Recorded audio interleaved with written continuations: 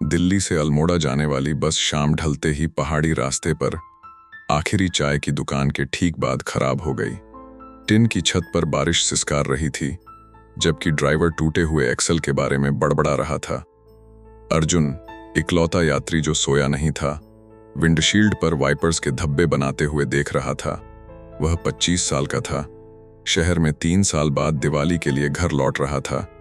शहर के कपड़ों का सूटकेस और अपनी मां के लिए माफी से भरा दिल साथ लिए।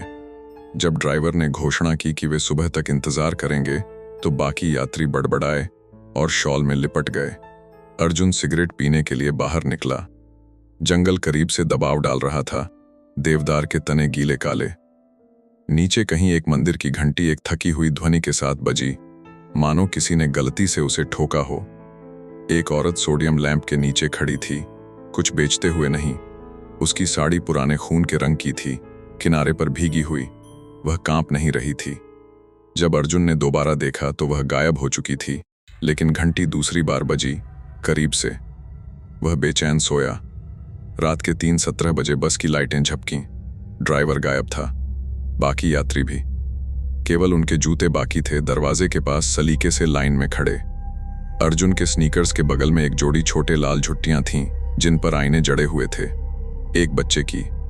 वह बारिश में भागा। सड़क एक पैदल पथ बन चुकी थी, चीकट से फिसलन भरी। हर कदम टखने तक धंस जाता। जंगल गीली मिट्टी और कुछ मीठे की महक से भरा था, बहुत देर तक पानी में रखे गए गेंदे के फूलों की। उसने अपनी मां का नाम पुकारा, पेड़ों ने उसे निगल लिया। घंटों या मिनटों बाद वह बता नहीं सका उसे गांव मिला, या जो बचा था, पत्थर के घर बिना छत के, दरवाजे लैंटाना से भरे हुए। बीच में एक बरगद खड़ा था, स्मृति से भी पुराना। उसके हवाई जड़ें नसों की तरह बुनाई गई। उसके नीचे लाल साड़ी वाली औरत इंतजार कर रही थी। वह सुंदर थी जैसे टूटा हुआ आईना सुंदर होता है, परिचित, गलत। उसकी आंखें काजल से लकीरें थीं, लेकिन काजल चोटों में बह गया था। उसने कहा, तुम देर से आए हो। उसकी आवाज पहाड़ों की लहर थी, वही लय जो उसकी दादी इस्तेमाल करती थीं जब उसे प्रार्थना भूलने के लिए डांटती। अर्जुन ने संभाला, मैं बस ढूंढ रहा हूँ। बसें अब यहाँ नहीं आती। उसने हाथ उठाया। झुट्टियां उसके उंगलियों से लटक रही थीं, आईने चमक रहे थे। ये मेरी बेटी की थीं। वह अपने पिता का इंतजार करती रही, जैसे तुम अपनी माँ का। वह भी कभी नहीं आया। अर्जुन का फोन सिग्नल नहीं दिखा रहा था, केवल वॉलपेपर पर उसकी माँ पिछले साल दिए जलाते हुए। औरत करीब आई। उसके पैर कीचड़ में निशान नहीं छोड़ रहे थे। उसने फुसफुसाया, हर साल किसी को रहना पड़ता है, घंटी बजाने के लिए, अगले भूलने वाले के लिए, रास्ता खुला रखने के लिए। उसके पीछे आकृतियां तनों के बीच हिल रही थीं।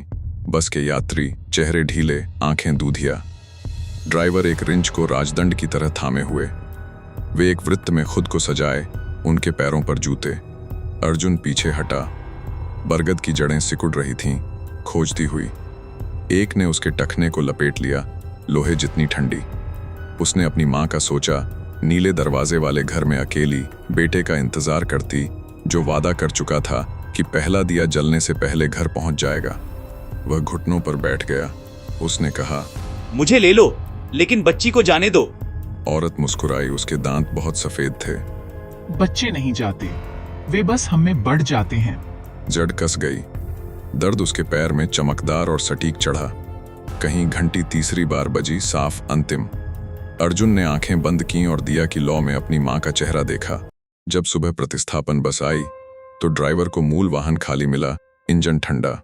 सीट पर एक अकेली लाल झुट्टी पड़ी थी, आईना टूटा हुआ। बाद में चढ़ने वाले यात्री कसम खाते थे कि इंजन की गड़गड़ाहट के नीचे धीमे से एक युवक की आवाज सुनाई दी, जो उसकी मां का गाया हुआ लोरी गा रहा था। अल्मोड़ा में अर्जुन की मां अभी भी हर दिवाली में बरामदे पर एक अतिरिक्त दिया जलाती है। वह मेहमानों को बताती है कि उसका बेटा शहर में देरी से आ रहा है। लौ कभी नहीं बुझती, भले हवा तेज हो। और अगर आप रात में खराब हुई बस की स्टॉप के पास से गुजरें, तो हो सकता है आपको शहर के कपड़ों में एक आकृति लैंप के नीचे खड़ी दिखे, एक सवारी का इंतजार करती जो कभी नहीं आती, जबकि उसके पीछे जड़ें अंधेरे में हिलती रहती हैं, स्मृति जितनी धैर्यवान